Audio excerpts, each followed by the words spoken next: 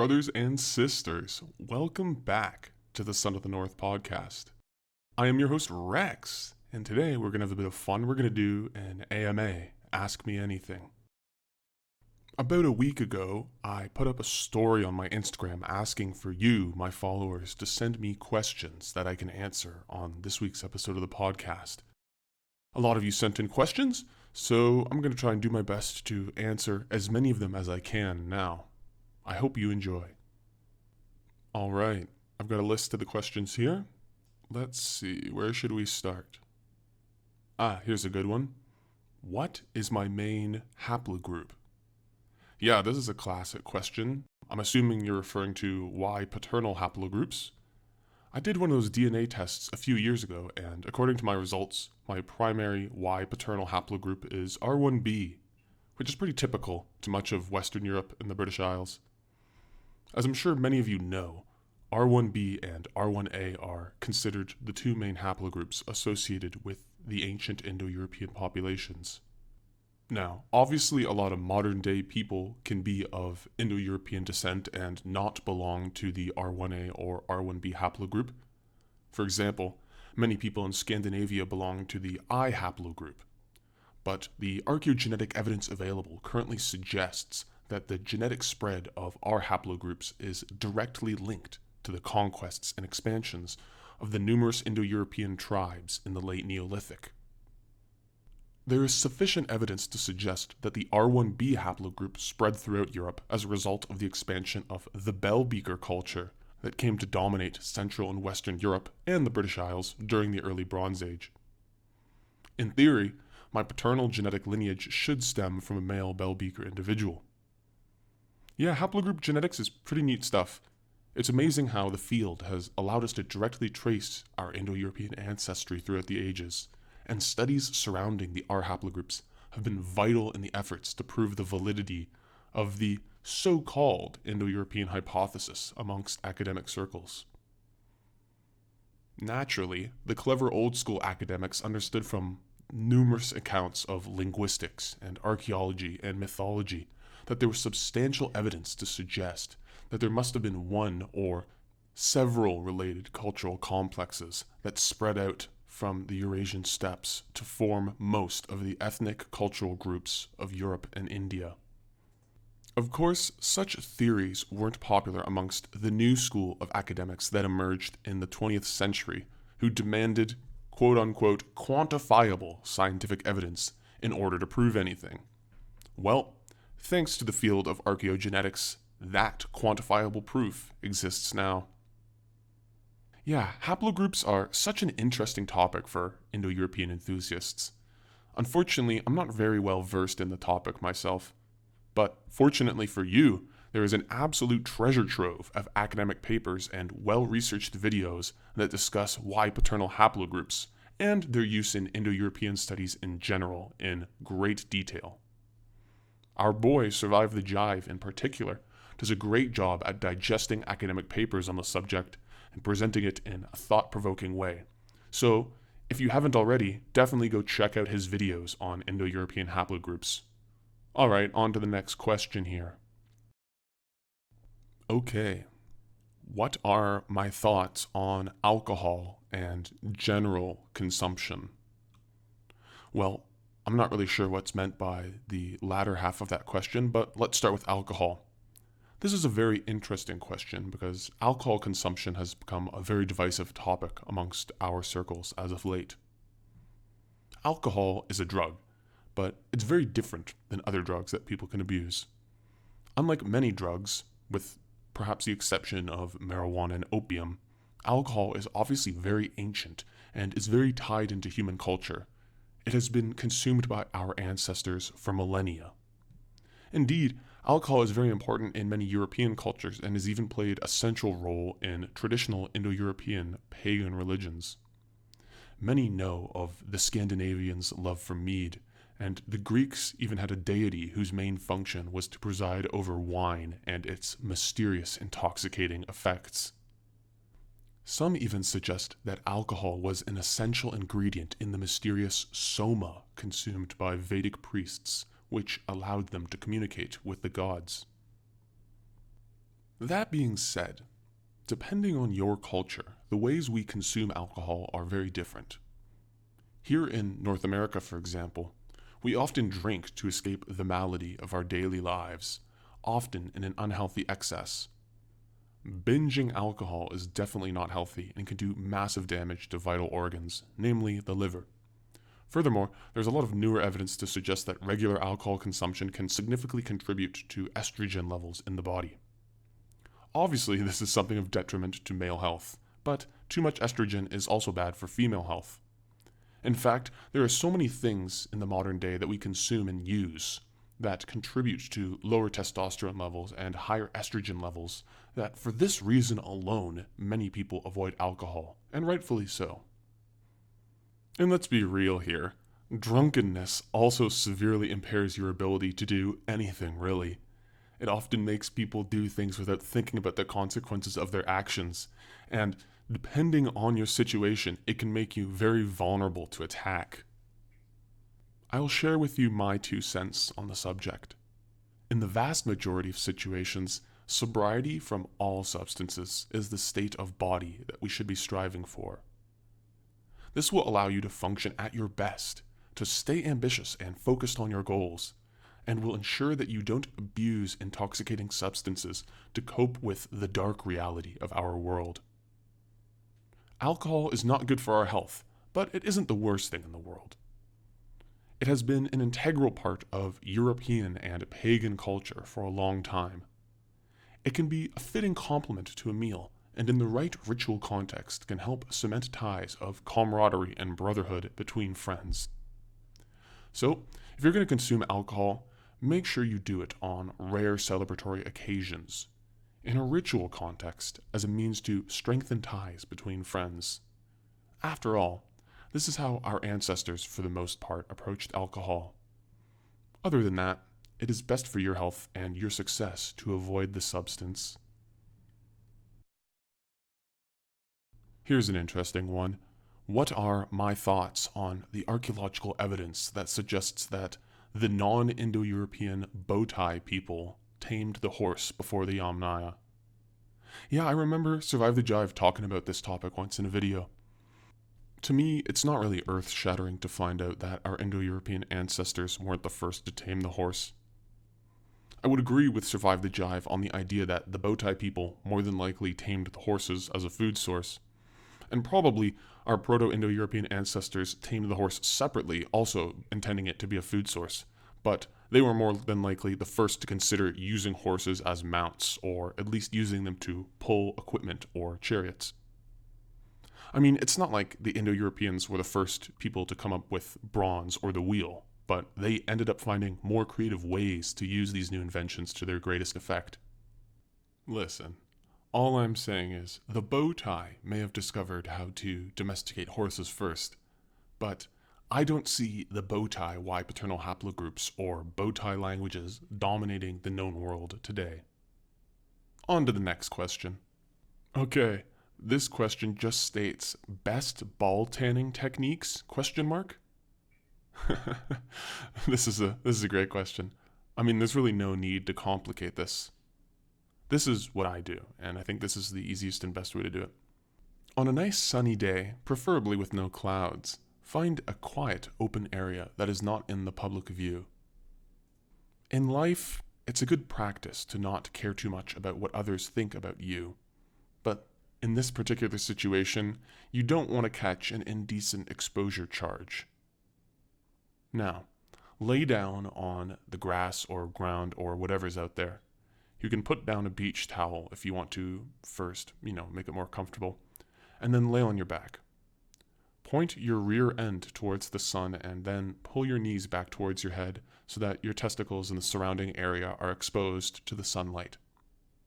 You can sit in that position for as long as you'd like, but you should aim to at least hold that position for 15 to 20 minutes to ensure maximum sun exposure on these areas. You will feel soul's warmth and powerful energies being absorbed into you and surging through you. Trust me. Okay, let's get on to the next question. Here's another short one. Are you single? In a short answer, no. Currently, I'm not single. I am currently living happily with my girlfriend. However, the life that we construct for ourselves sometimes does not match the fate that the gods have ordained for us. Who knows if this situation will change in the future? Anything is possible. What is my favorite climate or environment to live in? This is a fun question. I've traveled much in my youth, and I have lived and worked in many different places. As you might imagine, I'm not exactly a huge fan of massive urban cities and metropolises. During my student years, I actually lived in Shanghai in China for about a year, and it was an interesting place, but it was very smothering. I felt like I had no privacy, but I guess that's expected when you were living in one of the largest cities in the world. I enjoy warm weather climates, but my blood tends to boil when it gets too hot, though I've been working on controlling my emotions in hot weather. That being said, I feel most at peace spiritually when I am in alpine, mountainous environments. But I also really enjoy boreal forest, or taiga, as they refer to it in Eurasia. The region I live in currently is at the foothill of the northeastern Rocky Mountains and Canada's boreal forests, so I like the climate here a lot. I'm actually quite dreading returning home to the drab fields and urban sprawl of eastern Canada when I return home to visit my family over the winter holidays. Now, let's see which question will come next. What do I think would be the first step towards making a successful tribe? Well, the logical first step in forming a successful tribe is to surround yourself with good people. Brothers and sisters who you can confide in and rely upon in hard times. The difficult matter is knowing where to find and meet such people, but from my experience, some good places to meet these kinds of people are at gyms, martial arts dojos, perhaps your local farmer's market, or other similar positive social spaces where people practice positive skills and hobbies. The internet is a useful tool in making and facilitating these connections, but ultimately, a tribe needs to be rooted in the land, and therefore living in the same area, ideally together.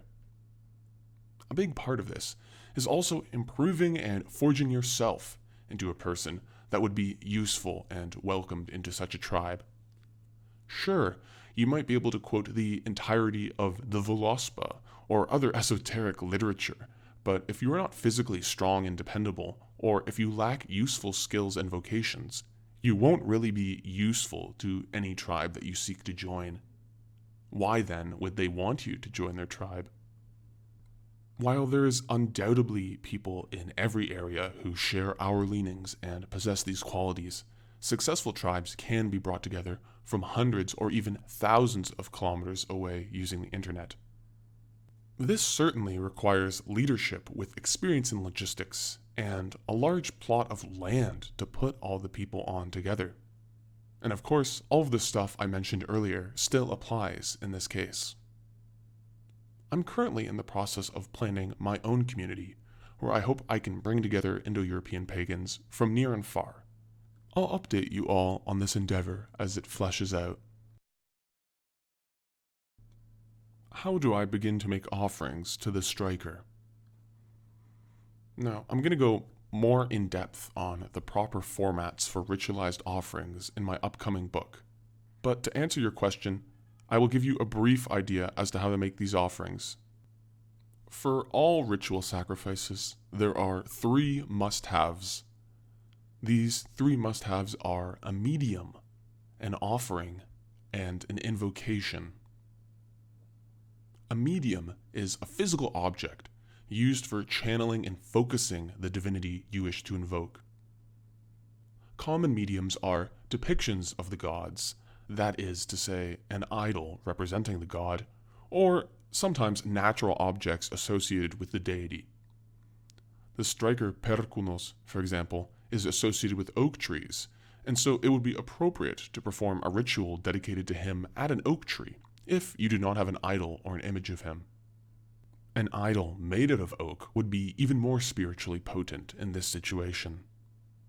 If you wish to perform rituals to this deity frequently in the same place, It is good practice to build up some sort of shrine around the medium to further house the invoked deity. But, for our purposes, only the medium is necessary for a successful offering. Next comes the offering itself. This will involve a bit of research on your part regarding particular things that the deity you are worshipping likes.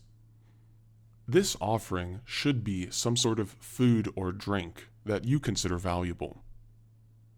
In his various manifestations, the striker seems to enjoy strong drink, so any strong alcoholic beverage could be considered a suitable offering, particularly if you brewed it yourself.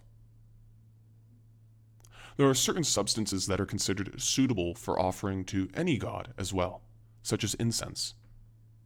On very special ceremonial occasions, sometimes animal sacrifice is appropriate for showing great gratitude to the god you are invoking. Whatever you are offering, make sure that you place the offering in a fine, clean container, or perhaps a dish. Next comes the invocation. Fire is an integral element of any ritual, as Ognis, the fire god, acts as the messenger between the earthly realm and the heavens. Light a candle, incense, or fire near your medium and approach with the offering. Speaking out loud, call upon the deity you wish to make the offering to. Mention some of their epithets and great mythological deeds in praise. This will get the attention of the deity and channel some of their divinity into the medium. Next, state aloud your offering and what you are asking for in return. Make sure that your offering and your request are equivalent in value. A lone saucer of milk is not equivalent to victory in battle. It is also good practice on occasion to make an offering to express gratitude, asking for nothing in return. After you have made your supplication, circle the medium with the dish holding the offering, and then hold the dish up to the medium as to imply that you're offering the sustenance to the deity. If the offering is a liquid, you should gently pour some of the offering onto the medium. Then, place the dish in front of the medium and continue to praise the god through mention of its epithets and mythical deeds, obviously not mentioning ones that you had brought up before.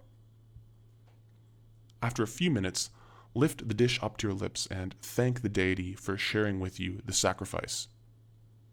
You should then consume some of the offering as a sign of your shared covenant cemented in the sacrifice. You then place the dish in front of the medium again and thank the deity for considering your supplication. The basic offering ritual is thus effectively over, and you can blow out the flame. Once the flame is out, the channeling of the divine will be finished, and you can then begin to clean up the ritual space. Once again, this is just a simple outline for a basic offering ritual, but I will go more over correct practices for this ritual and different kinds of ritual in my upcoming book, so make sure to keep your eyes open for that. Okay, on to the next question. Let's see. How much will your book cost? Hey, good timing. I'm so glad to see that there's so much interest in the book. I'm still doing my research on publishing options, but in all likelihood, the initial copies of the book, at least, will be sold through Amazon. Now, as you can imagine, I'm not a big fan of this company and their values and ambitions, but it would be the best option for me to publish this book through this platform so that I can give you guys the most affordable price. After all, making sure that the knowledge and wisdom I have been given is shared and gets out to as many people as possible is what is most important to me.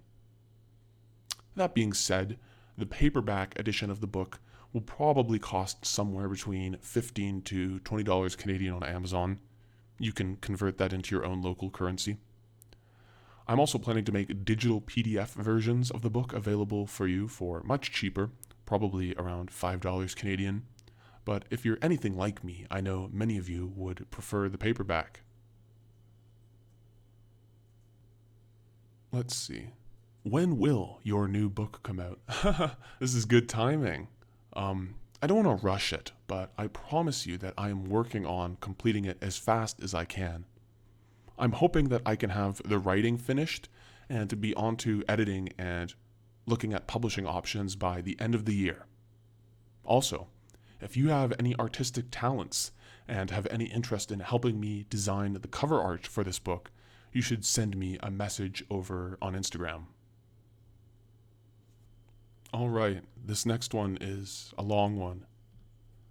Dear Rex, I am 20 years old and living with my parents. Things have been very hard during the pandemic, and my parents have been pressuring me to get the vax and move out. I have a job, for now, and have been working it consistently for 7 months now. Oh, good for you, mate. Keep it up. Life could be worse, but being unable to go out and socialize with my friends, I have been feeling very lonely and feel like my life would be better if I had a girlfriend. Do you have any advice on finding a girl to date that isn't ruined by modern society? Well, first off, I would say that the most important thing when it comes to dating is to work on yourself first until you are in a position where you are extremely comfortable with who you are. When you are thriving, you give off an aura of positivity and value that other people notice. Women notice this too, and if they are women of value with self-esteem, they will want to be with somebody who is thriving and can enrich their life. This is an important lesson for us fellas. I can completely understand how a guy can come to the conclusion that many women have become damaged goods as a product of modern society. But I think it's important to reflect on our own role in the development process and to recognize that this is ultimately because the past few generations of men that came before us, and to an extent ourselves, were weak and not in tune with proper masculinity. To sum it up, you get back what you give out, and so if you give out positive vibes and outwardly express your self-esteem, you're going to find a woman who shares those values with you and is more likely in tune with what you want.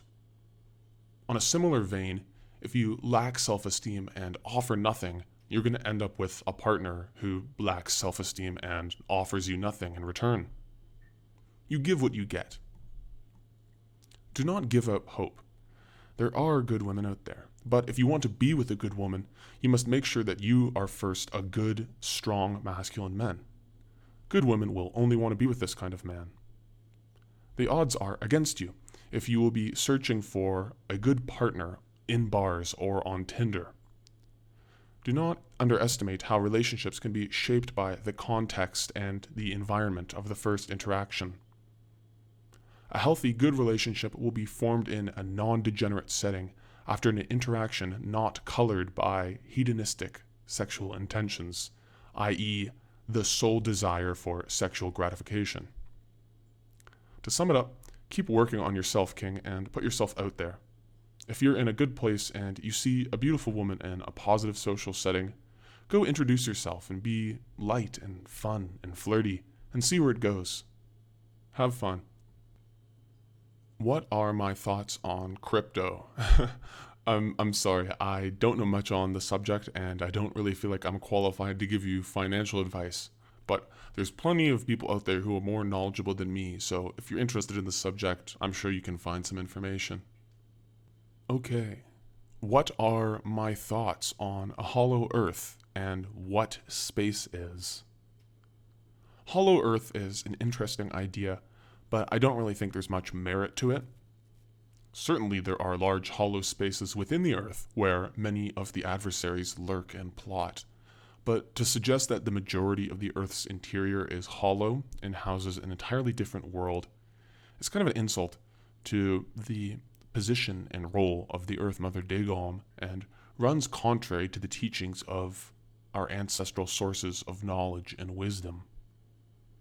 But I would argue that space, as we understand it, is nothing more than the expanse of the void that constitutes the great primordial cosmic void, Gain, from which Dios and Dagon and some other deities emerged.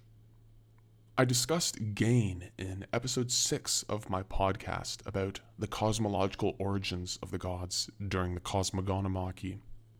I will also discuss gain and the cosmos, as well as the hollow earth theory and the existence of other worlds and civilizations like Atlantis and Hyperborea in my upcoming book, so make sure you're ready for that when it comes out. Here's another decently long one. I am currently in my last year of high school and am not sure what to do with my future. My parents are really pressuring me to go to university, but I don't think this will benefit me in the long run. I fear that it will just be brainwashing and degeneracy. I am considering just going to trade schools to make as much money as possible before things go from bad to worse. Can you offer any advice? Now this is definitely a hard decision to make. I will say this. The days of going to university with the expectation that you'll come out with a bachelor's degree that will secure you a decent, $40,000 a year job are over. In fact, such opportunities haven't really existed since the 1980s. There are many problems with universities these days, but one of the main problems is that now almost everybody will go to university and get a bachelor's degree in something. I mean, this is a basic principle of market economics, supply and demand. And when everybody has a bachelor's degree, that degree will essentially mean nothing. Even now, there's starting to be a surplus of master's degrees in the job market. Now, don't get me wrong, there are good things about university. If you are particularly interested in a certain academic topic, it is a great place to go and pursue your research interests. You meet lots of great people there, and there are certain interesting outdoor job opportunities that require certain degrees, like degrees in biology or in the environmental sciences, that I would encourage anybody who's interested in living in a rural area to pursue. Engineering is also an extremely useful degree and will not only allow you to get lots of jobs, but will make you a top candidate for future rural communal settlements.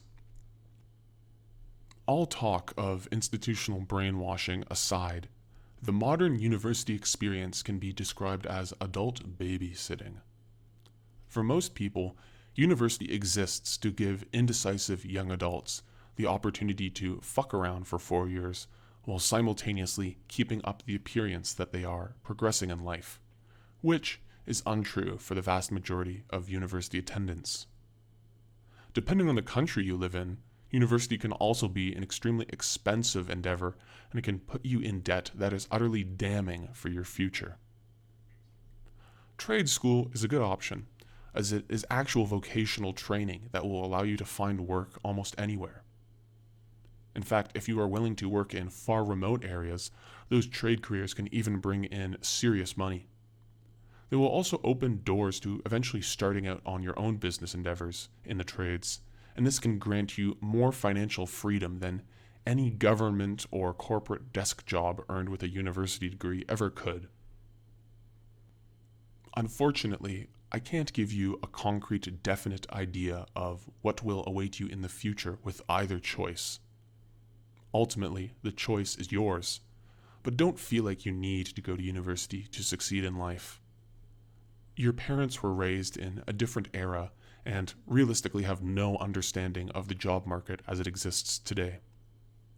For now, focus on learning valuable skills that can potentially make you money and can make you of use to communities we will need to form going forward. Is Deus the same figure as Tengri? Praise the eternal blue sky. Hello, my Turkic and Mongolic friends. As a matter of fact, while the methods in mythology we use to worship the Sky Father may differ, I do believe that Deus Pater, that we worship, and the Tengri that you worship are in fact the same divinity. The Sky Father is mysterious and presents himself to the worthy in forms that make sense to them. Now, both of our groups of ancestors have been led astray from his worship to worship different interpretations of a false Abrahamic god, and unfortunately, we have fought over these different interpretations for centuries. But just imagine what our kindred tribes could accomplish if we returned to our original ancestral traditions and worked together. I hope that you guys continue to help your Turkic and Mongolic brethren return to the cult of Tengri. Alright, we're coming up on 30 plus minutes now, so I think I'll answer a few more questions and then we'll end it there for the day. Hey Rex, just wanted to say that I love the podcast and listen to it with my friends when we go out camping. Oh, I'm glad you guys are enjoying it. Just wanted to hear your thoughts on Sam Hyde. Do you know who he is? And if so, what is your favorite sketch by him? Thank you and keep up the good work. This is funny coincidental timing given the last meme I posted. Yes, I know Sam Hyde. He's a pretty funny guy. I used to like a lot of his older skits. Probably my favorite one would be the one where he goes into the convenience store and starts shouting out about how much he loves goobers. To those of you, probably people not in North America who don't know what goobers are, they're basically just chocolate-covered peanuts. It's kind of a funny, silly little treat. I don't know. I don't know why that skit was always funny to me, but it just was. His podcasts and his more recent works haven't been as interesting to me. I feel like he's wise and often offers good advice to his relatively young fan base, but it sometimes seems hypocritical as he himself doesn't really appear to follow much of the advice he gives, and it doesn't seem like he's doing much to build himself up. I am glad that he's working with Nick Rochefort again. He's a guy I actually respect a lot. Yeah, the Adult Swim thing didn't really work out for any of them, but instead of dwelling on what could have been, Nick found a skill set he was good at and started his own business. He found a woman and started a family. Nick's the only reason why I'll sometimes actually watch clips from the new podcast. I've always found his stories about selling and buying used cars from New England yuppies to be hilarious. On that note, Nick actually offered some really good advice that I followed, and I want to share it with you guys. If you're young and just starting out in life, don't screw yourself over by spending too much on a vehicle. I believe in the clip I'm thinking of, Nick said not to spend more than 10% of your net worth on a car, and I think this is really good advice. I mean, yeah, it might seem cool to have a brand new leased Audi, but you're really dooming yourself financially with the way our global economy is developing. I mean, the used car market is brutal right now, but it's still worth it. I myself bought a ridiculous little old Ford pickup for about $4,000 Canadian, which is unfortunately fairly cheap for used cars in Canada. It's not the greatest ride, but it gets me where I need to go, and I can throw a deer in the back. What more do I need? Sure, I could have spent $10,000 on a better truck, but it would have still been doing the same things that my cheaper truck is doing, and I would have been wasting more money. Okay, we'll do one final question. What kind of music do you like to listen to? Who are your favorite artists? Okay, I guess that's really two questions in one, but I'll answer them both because, they're pretty much connected. I'm a big believer in the idea that music and the artists you listen to ends up shaping how you think and act and perceive the world around you. I listen to a wide variety of genres, with the exception of rap and pop, but I've really been into older country and folk songs these past few months. All of my fellow Eastern Rockies folks know that John Denver is one of the greatest musicians of the modern era. I love his works. I feel like he does an excellent job in capturing the feel of nature and the seasons in his songs. I've also been listening to a lot of Jethro Tull and Hank Williams Jr. recently.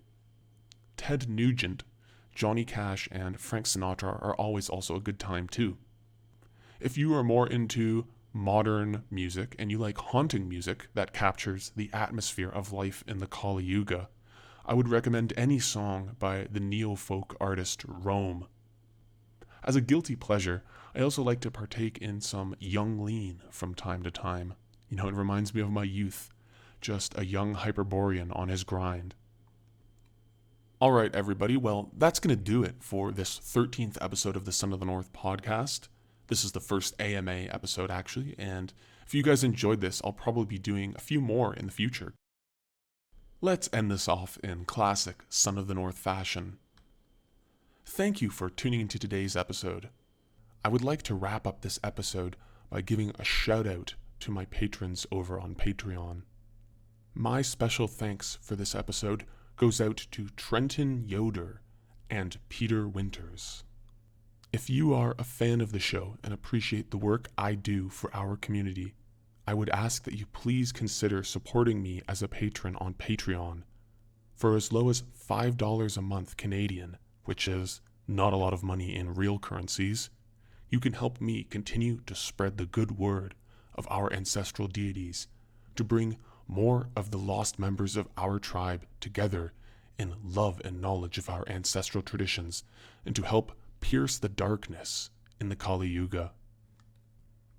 Of course, your patronage is not without benefits, including early access to episodes of the Son of the North podcast, and access to exclusive episodes of the Son of the North podcast, often covering much more controversial topics, which will only be available on Patreon. My name is Rex, and I'm glad I could serve as your momentary escape from the soul-crushing insanity of the Kali Yuga. May the gods bless you and your loved ones in the weeks to come.